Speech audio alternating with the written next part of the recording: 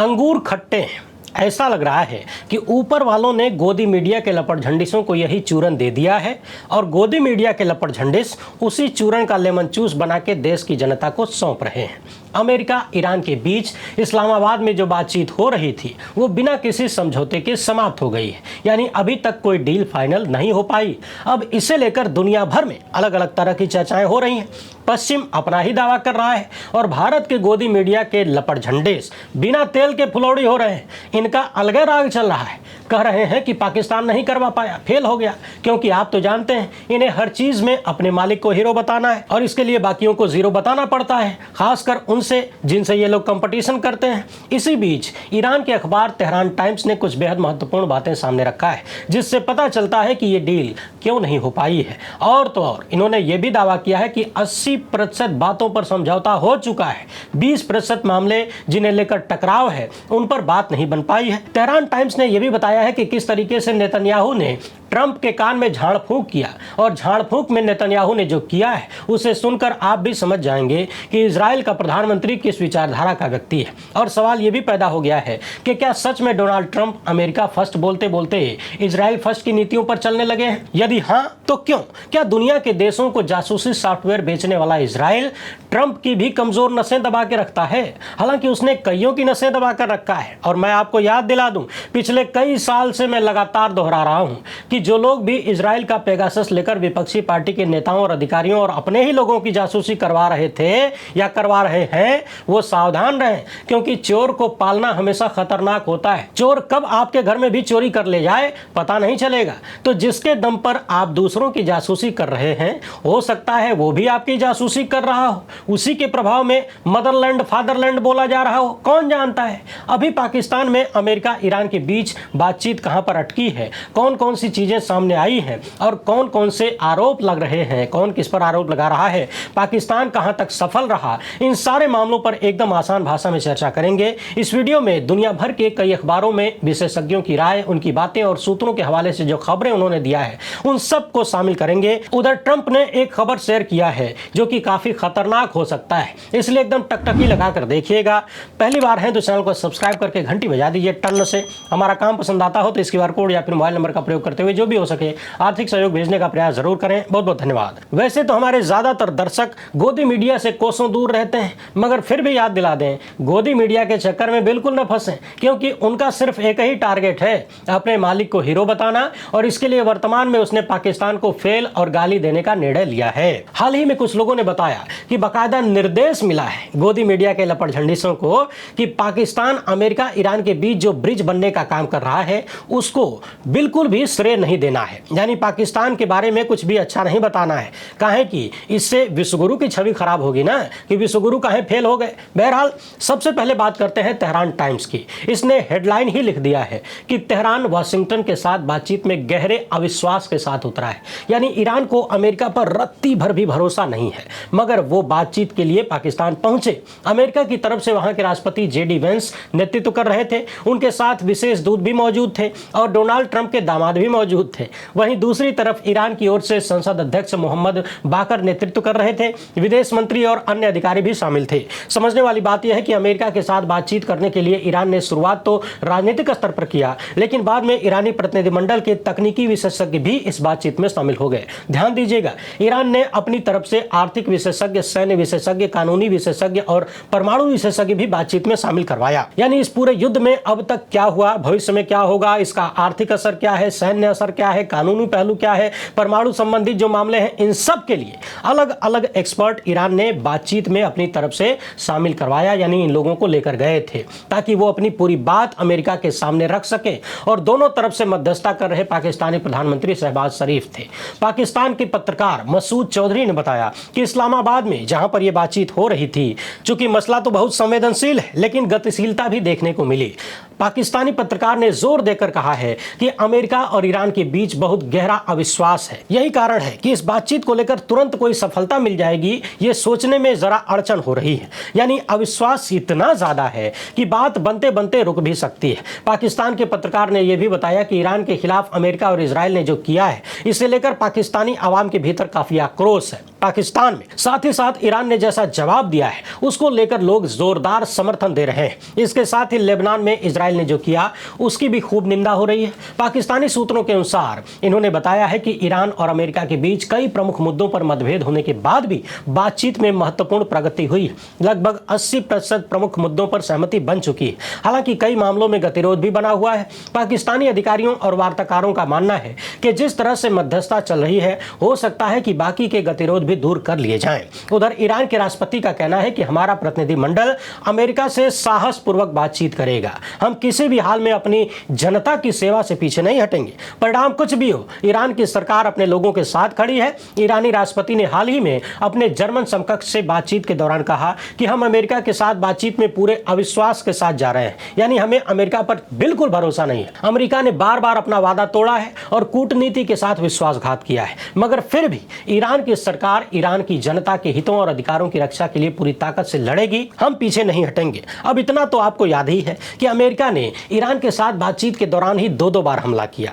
लगभग 40 दिनों से हमलों में 3000 से ज्यादा लोग मारे जा चुके हैं। ईरान में शुरुआत में ही सर्वोच्च नेता की हत्या कर दी गई, बहुत सारे सैन्य अधिकारी भी मारे गए, 170 लोग अमेरिकी मिसाइल में इकट्ठे मार दिए गए। उस हमले में ज्यादातर स्कूली बच्चे मारे गए क्योंकि स्कूल पर हमला किया था अमेरिका ने।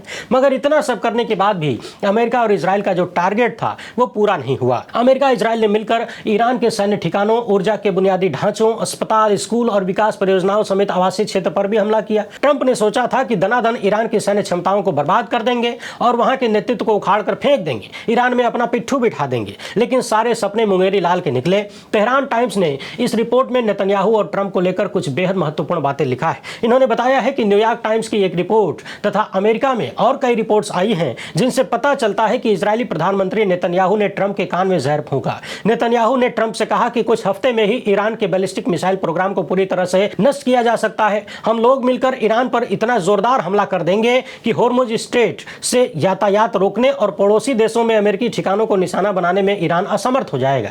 यानी नेतन्याहू ने ट्रंप से कहा कि हम दोनों मिलकर ईरान को मारेंगे तो वो जल्द ही इतना कमजोर हो जाएगा कि होर्मुज को बंद नहीं कर पाएगा और पड़ोसी देशों में जो अमेरिकी ठिकानों पर हमला कर रहा है वो भी नहीं कर पाएगा। नेतन्याहू ने यह भी कहा कि ईरान के भीतर जो कुर्द लड़ाके हैं इन्होंने ईरान की व्यवस्था को कमजोर कर दिया है। यानी नेतन्याहू ने कहीं न कहीं ट्रंप को ईरान के खिलाफ भड़काया, युद्ध के लिए उकसाया, तैयार किया। हालांकि कई रिपोर्ट्स में यह भी कहा गया है कि अमेरिका में CIA के निदेशक तथा विदेश मंत्री ने बाद में नेतन्याहू की इन बातों को हास्यास्पद बताया और बकवास भी कहा, मगर फिर भी अमेरिका ने तनाव को बढ़ाए रखा। अब आगे की बात को जरा ध्यान से सुनिएगा। हाल ही में अमेरिका और ईरान अस्थायी युद्ध विराम पर सहमत हो गए। अमेरिकी अफसरों ने कहा कि ईरान ने जो 10 सूत्रीय ढांचा तैयार किया है हम उस पर बातचीत को तैयार हैं। इनमें प्रमुख शर्तें ईरान की तरफ से ये थीं कि लेबनान में हिजबुल्लाह पर हमले बंद होने चाहिए, जो आर्थिक प्रतिबंध ईरान पर लगाए गए हैं उनको हटाया जाए और ईरान का जो नुकसान हुआ है उसकी भरपाई हो। लेकिन इजराइल किसी भी रूप में मानने को तैयार नहीं है। हाल ही में ईरान के उपराष्ट्रपति ने डोनाल्ड ट्रंप पर काफी गंभीर कटाक्ष किया।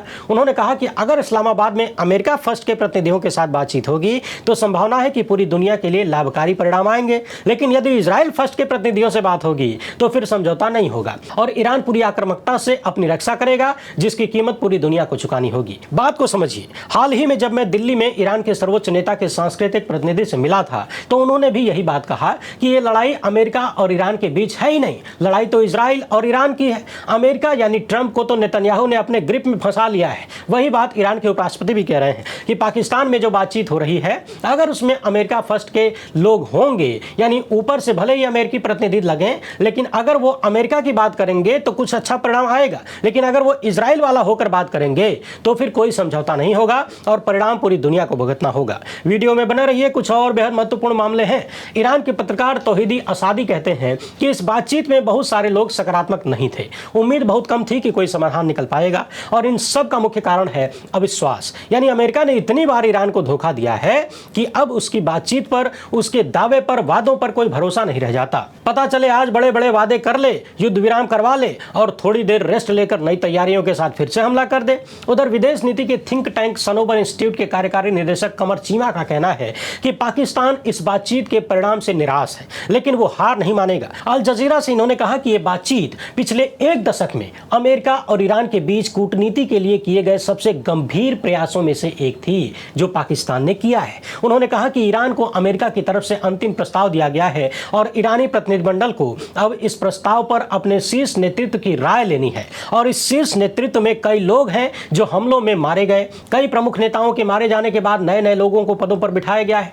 आगे इन्होंने जो बात कही है वो और भी महत्वपूर्ण है, ध्यान से सुनिए। इनका कहना है कि बातचीत का अब तक का परिणाम चाहे जो भी हो, लेकिन पाकिस्तान ने अपनी भूमिका बखूबी निभाया है। पाकिस्तान का काम था इन्हें बातचीत की मेज पर लाना, पाकिस्तान का काम था खाई को पाटना और विश्वास का पुनर्निर्माण करना, और पाकिस्तान ने यह अपना काम बखूबी किया है। पाकिस्तान को वैश्विक मान्यता मिल रही है। दोनों ही पक्ष, ईरान हो या अमेरिका, वो पाकिस्तान की प्रशंसा कर रहे हैं। हमें युद्ध विराम मिल गया है, यही सबसे महत्वपूर्ण बात थी, और हमें विश्वास है कि आने वाले दिनों में वे लोग अपनी ओर से जो भी प्रस्ताव लाए हैं उस पर बात आगे बढ़ेगी, प्रक्रिया चलती रहेगी और शांति आएगी। कमर चीमा की ये बात बड़ी महत्वपूर्ण है। गोदी मीडिया के लपटझंडिसों को ध्यान से सुनना चाहिए। जिनकी ड्यूटी लगाई गई है दूसरे की लकीर को छोटी करके अपने आप को बड़ा दिखाने की, उन्हें सुनना चाहिए, क्योंकि एक मध्यस्थ और कर भी क्या सकता है। पाकिस्तानी प्रधानमंत्री ने अमेरिका और ईरान को एक टेबल पर बिठा दिया, एक दूसरे को प्रस्ताव दिलवा दिया, लगभग 80% मामलों पर सहमति भी बन गई, और इससे ज्यादा क्या चाहिए। फाइनल डील भले न हुई हो, लेकिन एक मध्यस्थ के रूप में पाकिस्तान जो कर सकता था, कोई भी देश जो कर सकता था, उसने हर संभव दांव चला है। और सबसे महत्वपूर्ण बात यह कि जिस युद्ध से पूरी दुनिया परेशान है, उस युद्ध में समझौता कराने के लिए पाकिस्तान सेंटर ऑफ अटेंशन बन गया है। यह बात सबसे ज्यादा दुखद भारत के लिए होनी चाहिए। भारतीय प्रधानमंत्री को इस बारे में सोचना चाहिए। दुनिया का जो भरोसा भारत पर यूं ही होना चाहिए था, वो पाकिस्तान पर क्यों खिसक गया। आखिर कहां हमारे प्रधानमंत्री कमजोर पड़ गए। समझने वाली बात यह है कि पूरी दुनिया में इतनी उथल पुथल है, पाकिस्तान दुनिया की महाशक्ति और ईरान के बीच बातचीत करवा रहा है, और भारत के प्रधानमंत्री यहां वहां घूम के चुनावी रैली कर रहे हैं, फोटो वीडियो शेयर कर रहे हैं, दिखा रहे हैं कि देखिए इस रैली में इतने लोग आ गए, इतनी भीड़ आ गई, मगर फिर भी चाहते हैं कि नेहरू के बराबरी में आकर इनको खड़ा कर दिया जाए। इस तरह की सिचुएशन में पंडित नेहरू ने कैसे आजादी के तुरंत बाद, जब भारत के पास कुछ भी नहीं था, उस समय दुनिया में भारत का झंडा फहराया था, लोहा मनवाया था। अगर आप नहीं जानते हैं तो ये वाली वीडियो जरूर देखिएगा, दूध का दूध पानी का पानी हो जाएगा। अच्छा, कुछ दर्शक कह रहे थे इस वीडियो में कि क्या आप पंडित नेहरू की तुलना नरेंद्र मोदी से कर रहे हैं, तो मैं उनको बता दूं कि बिल्कुल नहीं। जो चीज असंभव हो उसे कैसे किया जा सकता है। मैंने इस वीडियो के माध्यम से सिर्फ ये दिखाने का प्रयास किया है कि जो लोग आए दिन पंडित नेहरू को अनाप शनाप बोलकर, उनके बारे में झूठी बातें फैलाकर अपने आप को बड़ा दिखाने की कोशिश करते हैं, वो जान लें कि पंडित नेहरू गोदी मीडिया के दम पर विश्वगुरु नहीं बने थे, और उन्होंने कभी नहीं कहा कि वो विश्वगुरु हैं। उन्होंने कभी फर्जी क्रेडिट भी नहीं लिया कि फोन करके कहीं युद्ध रुकवा दिया। उनके कार्यों ने उनको दुनिया में पहचान दिलाया, और उन्होंने बिना हल्ला मचाए बड़े बड़े युद्धों को रुकवाया। इस वीडियो को जरूर देखिएगा, बहुत सारी जानकारी आपको मिलेगी। आपने स्वेज कैनाल के बारे में सुना होगा। जब यह संकट पैदा हुआ था उस वक्त पंडित नेहरू ने कैसा स्टैंड लिया, इस वीडियो में हमने विस्तार से बताया है। कैसे पश्चिमी ताकतों के सामने छाती तान कर खड़े रह गए, बुलंद आवाज में बोलते रह गए। आज की तारीख में लोग सपने में भी नहीं सोच सकते छाती की शाही चाहे कुछ भी हो। द गार्डियन के इस लेख को देखिए। यहाँ चर्चा की जा रही है कि क्या अमेरिका वही गलती दोहरा रहा है जो 1956 में ब्रिटेन और फ्रांस ने स्वेज क्राइसिस में किया था। क्या वही काम होर्मुज में अमेरिका कर रहा है। आपको बता दें कि अमेरिका और इजराइल ने ईरान के साथ जो किया है उसे लेकर सिर्फ ईरान में ही नहीं बल्कि दुनिया भर में अमेरिका इजराइल के खिलाफ नकारात्मक छवि बनी है, और हर जगह चर्चा हो रही है कि ऐसा लग रहा है ट्रंप की कोई रणनीति ही नहीं है, कभी भी कुछ भी बोल देते हैं, धमका देते हैं, और अमेरिका की ग्लोबल क्रेडिबिलिटी को कमजोर कर रहे हैं। क्योंकि आपने वो कहावत तो सुना होगा कि शेर आया, फिर पता चला कि कुछ भी नहीं था। 2-4 बार गांव वाले जुटे बचाने के लिए, और फिर अंत में जब असली में शेर आया तो फिर कोई नहीं आया। क्यों नहीं आया? क्योंकि क्रेडिबिलिटी नहीं बची थी। वही हाल अमेरिका का होता जा रहा है। ट्रंप का उद्देश्य था ईरान को कमजोर करना, लेकिन ईरान और मजबूत होकर उभर गया है। दुनिया भर में जनता का समर्थन है, उनकी सरकार भी मजबूत बनी हुई है। जहां तक बात होर्मुज स्ट्रेट की है तो दुनिया का लगभग 20% तेल का रास्ता यही है, और इसके बंद होने से वैश्विक तेल संकट पैदा हो गया। दुनिया की अर्थव्यवस्था हिल गई। अमेरिका चाहता है कि यह जल मार्ग खुला रहे, लेकिन ईरान अपना नियंत्रण चाहता है, शर्तें लगाना चाहता है। ट्रंप दावे तो बड़े बड़े कर रहे हैं कि हमने ईरान को खत्म कर दिया, लेकिन हकीकत पूरी दुनिया देख रही है। ईरान टस से मस नहीं हुआ। तमाम यूरोपीय देश, यूनाइटेड किंगडम से लेकर स्पेन तक और भी तमाम देशों ने अमेरिका से दूरी बना लिया। आपने देखा पिछले दिनों नाटो के तमाम देशों ने कह दिया कि भैया हमारी लड़ाई नहीं है, तुम जाओ लड़ो भिड़ो मरो, तुम्हारे चक्कर में हम अपनी लुटिया नहीं डुबाएंगे। वैसे आपको याद दिला दें 1956 में जब स्वेज कैनाल संकट पैदा हुआ